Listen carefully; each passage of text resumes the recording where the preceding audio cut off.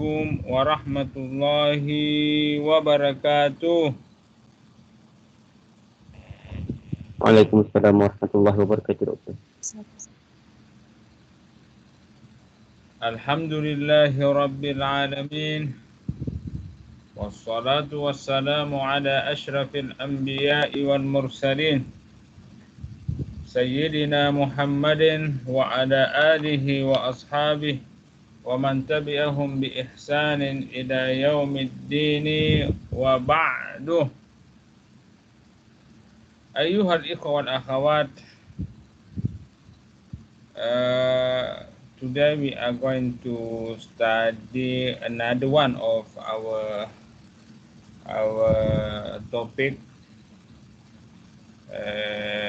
tradisi sains Islam, ya, the legacy of Islamic science, ya.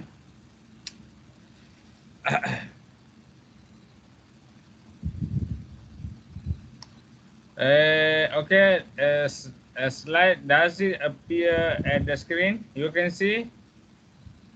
Yes, we can see the slide. Yes. Okay. Yeah.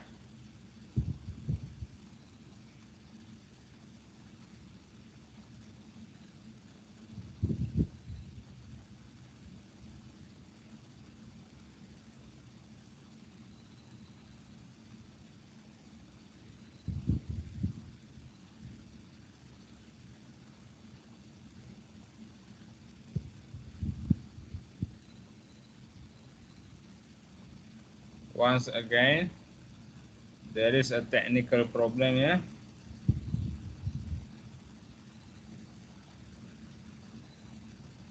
Oke.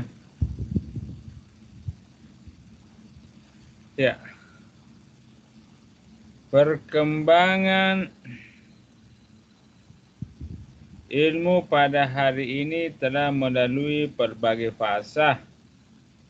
Pencapaian ilmu dalam bidang sains dan teknologi telah menghasilkan berbagai ciptaan modern dan inovasi terkini. Namun, di sebalik pencapaian ini telah timbul satu anggapan bahwa sains telah membantu menyelesaikan berbagai permasalahan manusia, menyebabkan agama dipinggirkan daripada kehidupan. Lantaran itu, sains dan agama tidak lagi mempunyai perkaitan, ya. Because human can in this modern world do believe, in science, do believe in technology. Everything is science, everything is technology. The product that you use it daily, okay, because of science, because of technology. So modern human being in this modern world rely on science very much. So they became far away from the religion. So they didn't see, any relation between science and religion. Science is science and religion is religion. Science goes along as well as religion. Okay, no need to connect them each other. Okay, ada anggapan yang macam tu. So mereka ini terfitnah dengan produk-produk teknologi dan sains, ya. It is the problem that we are facing today, ya. Oke. Namun hakikatnya sains dan agama mempunyai pertalian yang erat karena terdapat perkara dalam kehidupan ini yang tidak dapat dihuraikan oleh sains secara empirikal seperti fenomena alam dan ilmu metafisik, ya. It is our Islamic worldview. we do believe as Muslim that science supposedly doesn't go alone. Science needs religion, and religion as well needs science, because not all things, not all matters, not all problems can be solved, can be explained by science. For example, the reality of our world, yeah, the reality of our earth, is it exist or will collapse at the end, will be destroyed at the end and being nothing. What is about metaphysics? Okay, the matters that you can see by your eyes, but you can know it through religion. For example, angels, you cannot see angels. Okay, what is the paradise, the hellfire? Can you see? Can you look at? Impossible. Those things, okay, all about metaphysical, you know it through religion. So we do believe as Muslim that science and religion help each other, need each other. Okay, itu adalah kita punya worldview lah.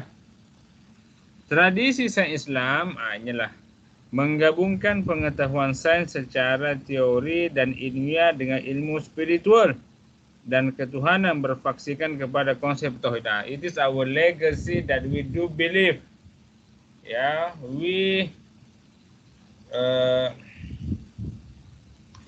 as Muslim convince ourselves that our Islamic legacy do believe that science and religion need each other. Okay, saling melengkapi, help each other. Okay, both theoretical and the practically framework. Okay, in the frame of the Tauhid concept. Okay.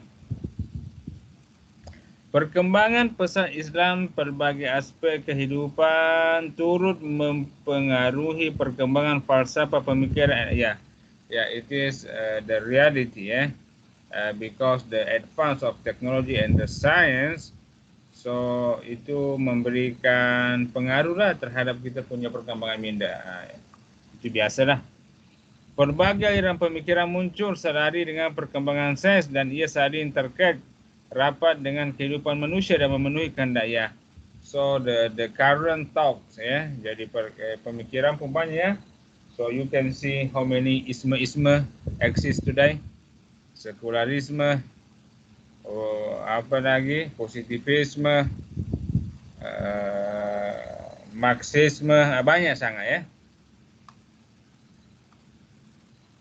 Oke, perkembangan sains Islam sepanjang sejarah. Oke, perkembangan sains Islam telah melalui berbagai zaman dan naik turun dalam sejarah kemanusiaan. Islam berkerabat dengan peradaban umat Islam. Okay, so Islamic science, Islamic knowledge face many challenges.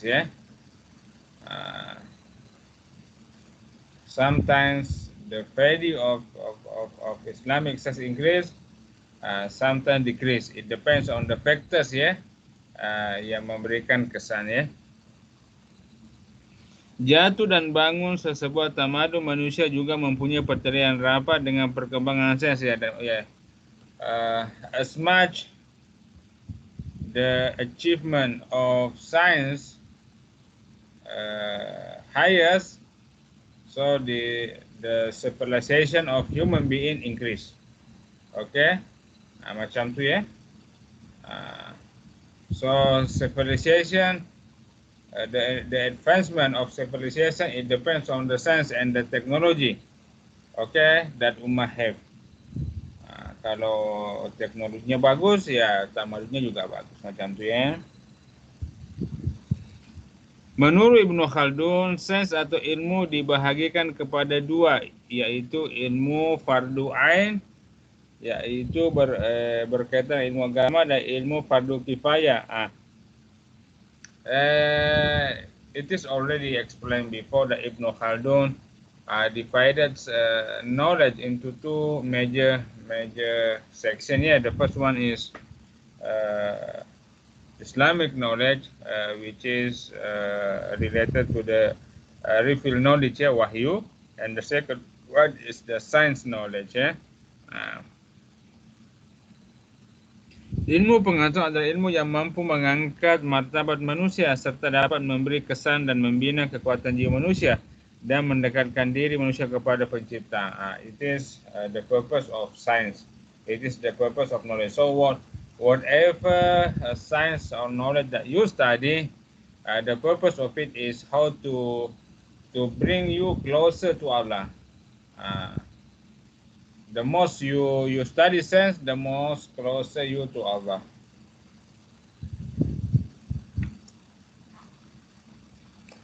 Abad ke-6 Masehi menyaksikan kemunculan Islam di tanah Arab. Inilah kelahiran Nabi Muhammad pada tahun 570 Masehi membuka satu era baru dalam tamadun manusia. So, our Prophet Muhammad, our Allah's messenger,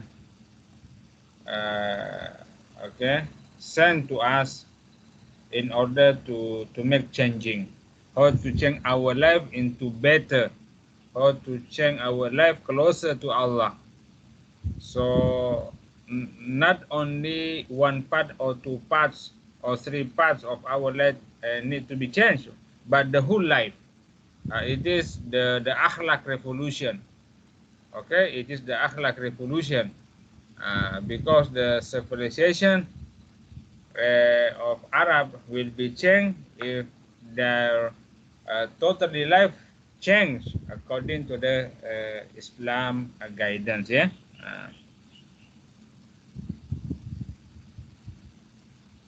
Zaman kemuncak kegemilangan perang Islam bersinar pada semasa dinasti Abbasiyah. So you look at the civilization of if you look at the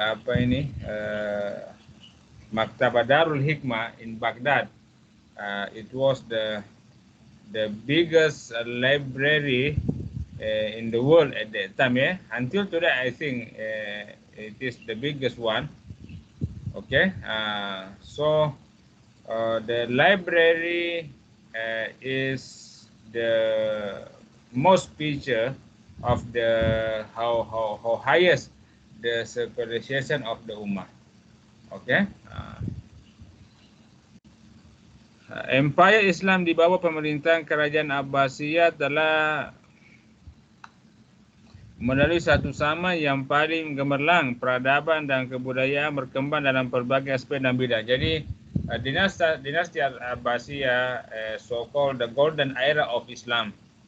Because advances, in many fields of life, not only knowledge, but the culture, but social culture, and the religion, many things. Okay, you can see the advancement of the ummah at that time, ya.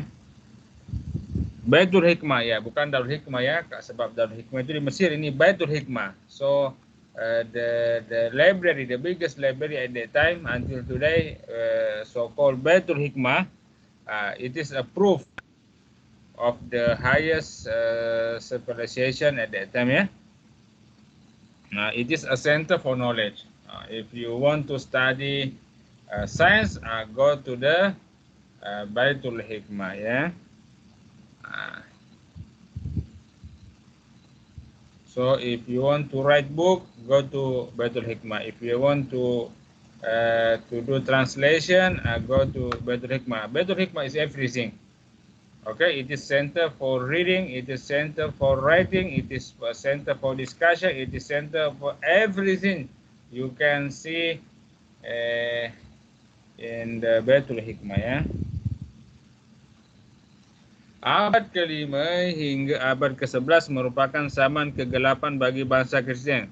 But another word, okay, across Europe, okay, kalau Islam di belahan Islam itu zaman keemasan, tetapi di belahan bumi sana pula zaman kegelapan, ya. Pada abad ke-5 hingga abad ke-11, it is a darkness era of the Europe, ya, at that time, ya. Menurut Oxford English Dictionary, zaman kegelapan suatu istilah yang kadang-kala digunakan merujuk kepada sebahagian daripada zaman awal daripada zaman pertengahan, okay, in the middle era, bagi menandakan ciri kegelapan dan kemerosotan intelektual masyarakat Eropah.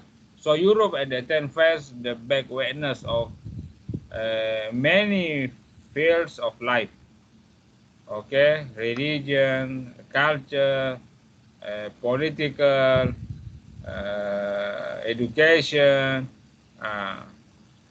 okay. Sama ini juga berlaku kemerosotan demografi, budaya dan ekonomi di Eropa. Ini semua, ya. So if the civilization of the Ummah face problems, meaning that the civilization of Ummah is collapsed. Okay, and in this sense, in this case, Ummah face many problems of life. They are behind the rest Ummah. They got problem in the political, in the education, in the many sectors of life. Okay, it is the reality of the darkness era, okay, faced by Europe, yeah, in the Middle Age, between 5th century until 11th century.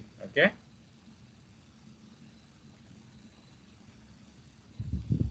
Zaman kegelapan turut menyaksikan kemunculan feodalisme, ya, dan penyebutan agama Kristen di kebanyakan negara Eropa dan penyebaran, ya, okay. Sama ini juga merujuk kepada zaman di mana tiada perkembangan dalam bidang ilmu sains dan budaya. So kaku, ya. There is no perkembangan. No, there is no development. Everything is stagnant. Everything is rigid, ya, kaku semua, ya. Sama ini berakhir dengan kemunculan zaman Renaissance, ya. Renaissance is about revolution. So Western people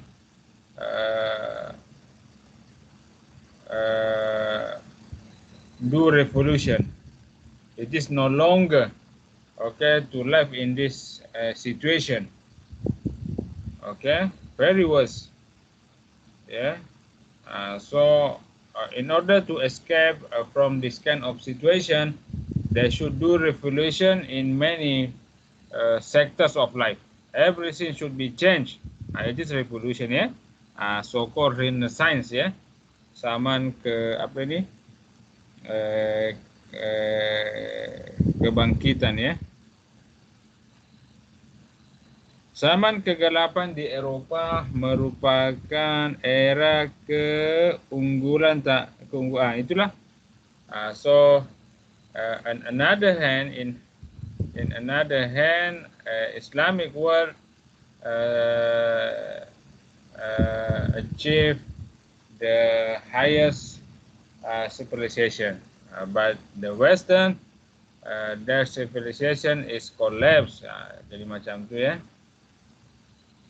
Semasa pemerintahan Khalifah Al-Ma'mun, baginda telah membawa masuk ramai cendekiawan terkenal dari luar untuk berkongsi maklumat. So Al-Ma'mun, the caliph at that time, so clever. Okay, the scientists, the Western scientists,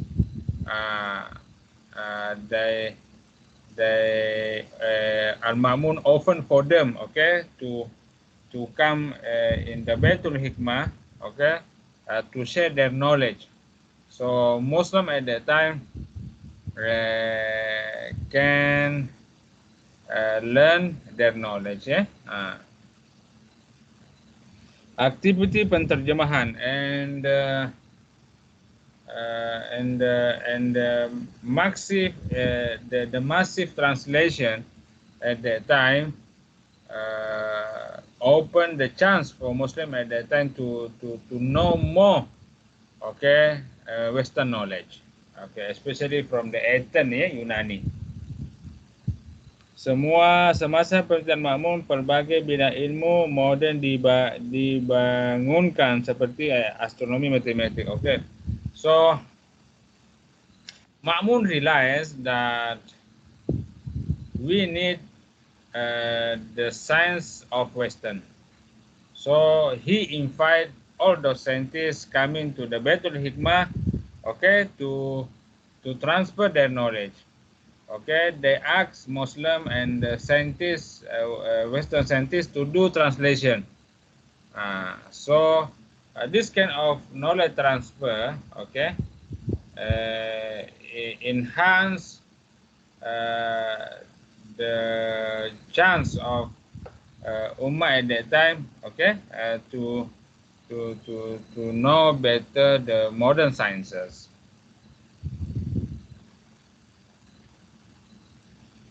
Namun, tamadun Islam telah mengalami zaman kemunduran apabila kota Baghdad, pusat pentadbiran Islam, telah musnah diserang oleh tentara Mongol. Itulah Mongol is Dajjal. Mongol ruin everything. Okay, the highest achievement, okay, the highest civilization built up at the time of Ma'mun, ruined by Mongol. Mongol destroy everything. They burn the books. So in the dalam satu riwayat, the river of Efrat, the water became dark. Okay, because they burn all the books, ya. Banyak buku yang dia bakar tu. Jadi kalau buku dah habis, if the books are burned, meaning that knowledge, okay, go away from our life. Without knowledge, we can do any sin. It is the secret of the collapse of the Islamic civilization at that time. Because Mongol, Dajjal.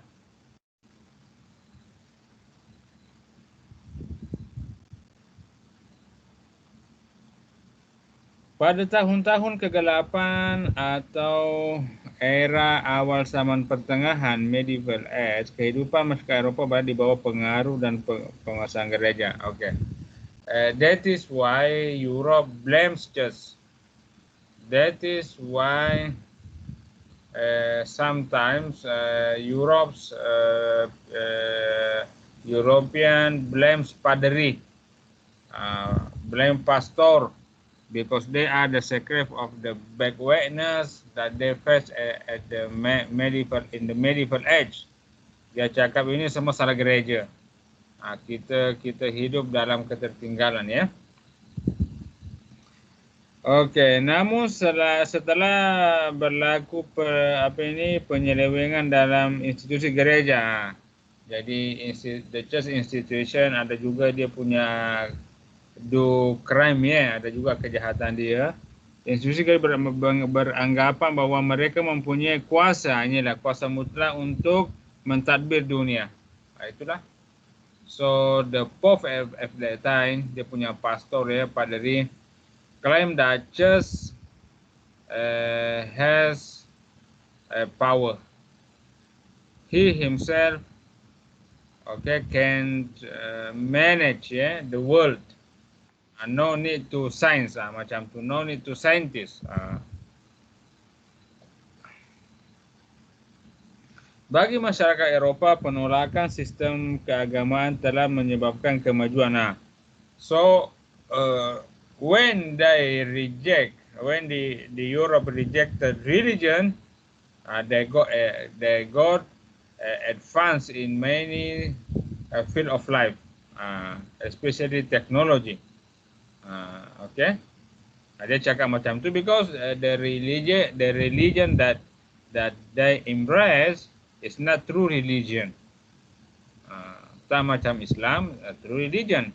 Islam tak bercanggah dengan sains. Tapi the religion that they embrace contradicted with the science. They against science. They fight against science. Fahaman ini terus menular dan disebarluaskan ke negara-negara sebelah timur, termasuklah ke Islam pada Turki merupakan antara negara Islam yang terkesan. So, the secularism.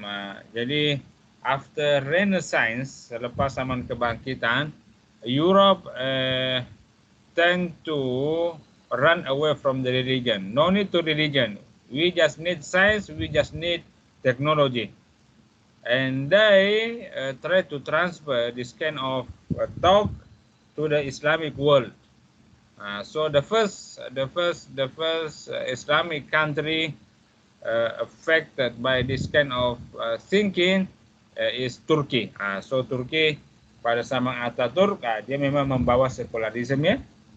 Bahasa Arab ditiadakan, azan diganti dengan bahasa Turki. Huruf Arab Jawi mereka diganti huruf Latin, macam itulah. Okey. Pahaman ini jadi bermula daripada Turki kemudian turun ke Asia, termasuk alam Melayu kita from the colonialism, because we are colonized by Western people. Jadi impaknya pun kita dapat bahasa Jawi lama ditukar dengan bahasa Latin. Itulah kan. Awal abad ke-20 Masehi turut menyaksikan perubahan besar dalam era kepimpinan politik Islam pada inilah Turki. Ini masih Turki semua ya. Mustafa Kemal Atatürk. So saya ada baca buku namanya Zibu El-Anadol. Zibu itu, apa istilahnya Zibu ni ya? Zibong. Apa lagi? Yang macam anjing itu ya? Lupa.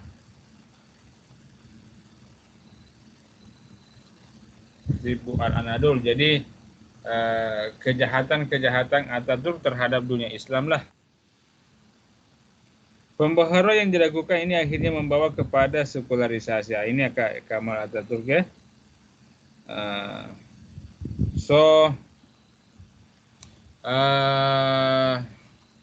Ini Kemal Atatürk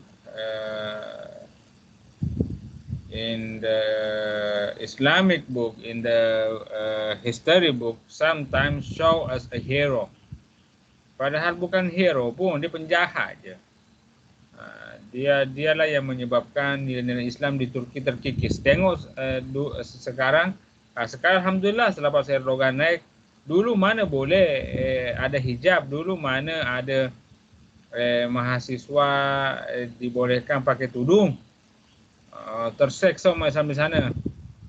Tapi sekarang alhamdulillah sekarang sudah boleh mahasiswi masuk kampus pakai tudung sudah.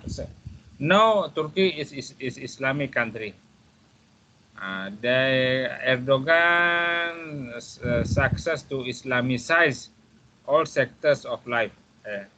Okay, he and his followers bring changing to many sectors of life. Okay. Isu hakikat ilmu moden. Ya, sains ialah satu cabang ilmu yang mengkaji alam sekitar termasuklah manusia. Okay. Sains Islam bersifat syumul dan ia tidak hanya membincangkan perkara-perkara yang melibatkan aspek kehidupan secara fizikal. Okay, so Islamic science is complete. It cover many sectors of life. It cover everything. Okay. What you need in this world on earth, you can find Islam. What you need in order to be safe in the hereafter, you can find it also in Islam. Everything you can find in the Islamic knowledge, in the Islamic science. Paduan antara sains fisika dan Islam merupakan perkara penting yang mempengaruhi kehidupan masyarakat. Ya, betul lah. So everything that we study should be should connect to the religion, because religion itulah yang akan mengawal kita punya religion will guide our life, okay. Pemahaman ini juga berbeza dengan sains barat. Ialah kalau sains barat, they study physics alone, they study chemistry alone. Tapi kalau kita, we study science with religion, we study mathematics with religion, ya, macam tu, ya. Sains barat tidak menerima hakikat ilmu bukan fisika. Inilah sains barat, because sains barat everything they didn't recognize thing that cannot be proven. Everything they should analyze. Yeah, they can prove with the with the science proof. Semua kena dibuktikan. So the spiritual part of our life, ya, macam malaikat lah, macam hari akhirat, itu mereka tak recognize. They don't recognize hereafter. They don't recognize angel. They don't recognize reward from Allah because cannot be proven by science, by research, macam tu, ya.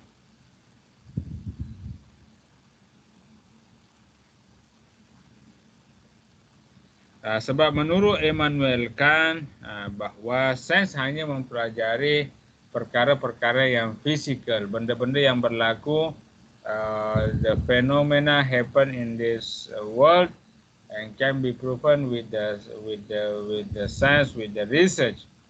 So everything cannot be proven with the science or research. It is not part of the science according to the Western worldview lah, menurut Immanuel Kant. Jadi perkembangan sains di barat hanya menumpukan kepada fenomena fisikal sahaja. Iyalah. Jadi macam tu, ya. Jadi if you study science in the Western University, please be aware. Kena hati-hati, ya, because they ignore spiritual aspect.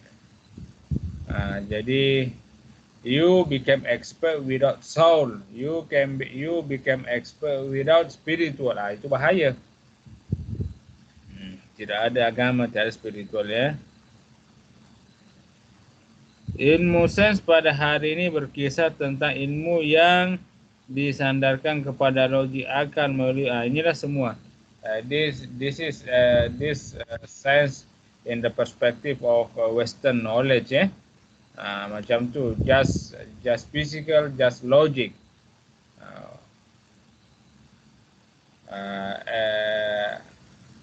Everything that unreasonable are rejected. Hereafter is unreasonable, rejected.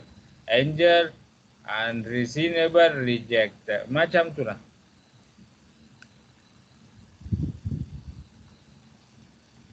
Jadi lahirlah macam-macam isme kan, macam positivism. Kalau positivism itulah, kalau sesuatu yang tak boleh dibuktikan dengan ilmu adalah tak ada. Nothing to say. If you can prove this thing with the science of research, meaning nothing. Itu mereka punya anggapan, ya. Sebagai contoh dalam aspek pendidikan pada hari ini terdapat istilah excellence without soul. Inilah dia. Ini yang kita kena hindari. Okay, you became expert, but without soul, without spiritual. You become scientist, but without soul, without ini tak betul ya. So this kind of slogan we avoid it, yeah, we reject it. It is not in line with the Islamic worldview. Kepelbagaian aliran pemikiran manusia sepanjang zaman, inilah. Jadi melahirkan berbagai macam aliran pemikiran lah ya. Itu sudah sebutkan semua tadi ya. Perkembangan teknologi, sains dan teknologi hari ini telah berjaya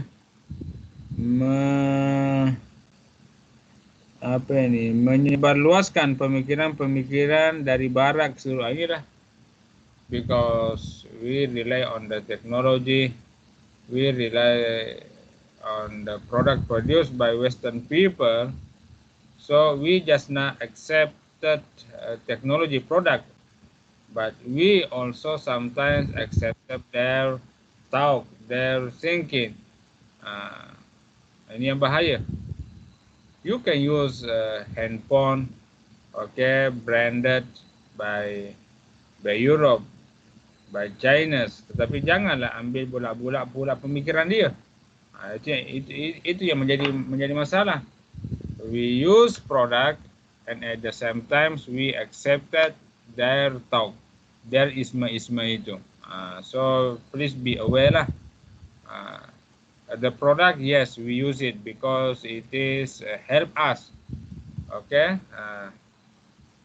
to solve our problem in our daily life, but no need to take all those talks from Western civilization.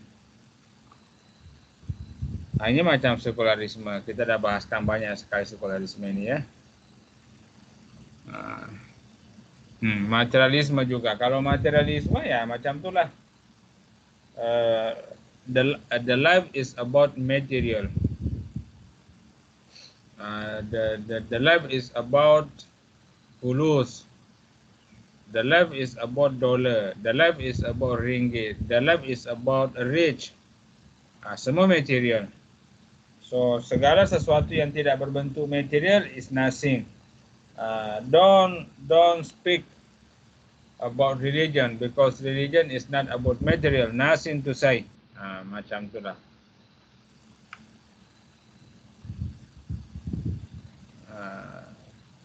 Ini kalau positivism yang tadi itulah. Semua benda kena dibuktikan dulu dengan sains. Everything should be scrutinized under science, under research. If you can prove that this thing is exist, please scrutinize under science, under lab. If you can prove that it is exist, yes, we can accept it. Jadi macam agama, macam wahyu, macam hari kiamat, tak boleh. Mereka tak terima because sukar nak buktikan dengan research ya, dengan benda-benda sains. Apa terlangi Darwinisme yang mengatakan manusia itu berevolusi. We are human beings, people, humankind evolve from the from daripada kera. Waduh. Ini yang paling bahaya dah ni ya.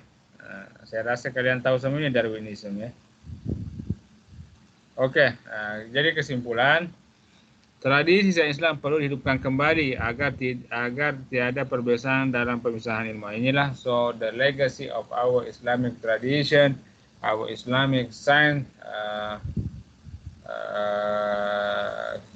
should be revived once again ya, in order to avoid the secularism ya, spread knowledge from the religion ya. Fahaman-fahaman moden perlu dimurnikan agar tidak berlaku pemisahan antara agama dan kehidupan ya. Dalam Islam tiada perjanjian antara sains. Ya betul lah. In Islam there is no contradiction between science and the religion. Okay, I think everything is clear. this slide later on I will upload it into goals, so you can see. And I think it is the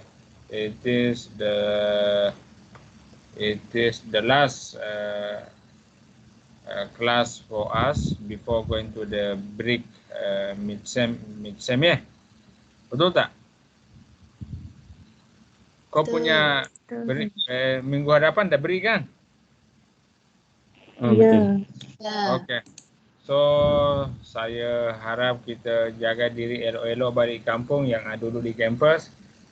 Yang dah di kampung jaga juga diri elok-elok ya, supaya sihat-sihat semua dan keluarga, supaya boleh raya sama-sama.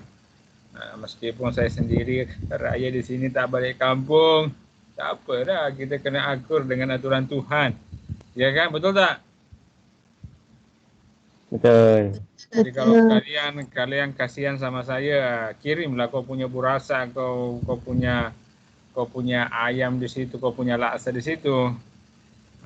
Supaya rasa-rasa raya itu ada juga kami rasa. Gurau je ya, gurau je. Okey, selamat hari raya semua. Take care yourself and your family. Okay. May Allah bless you in your Idul Fitri, and see you again the day after Raya, insyaAllah. Assalamualaikum. Waalaikumsalam warahmatullahi wabarakatuh. Waalaikumsalam. Terima kasih, Doktor.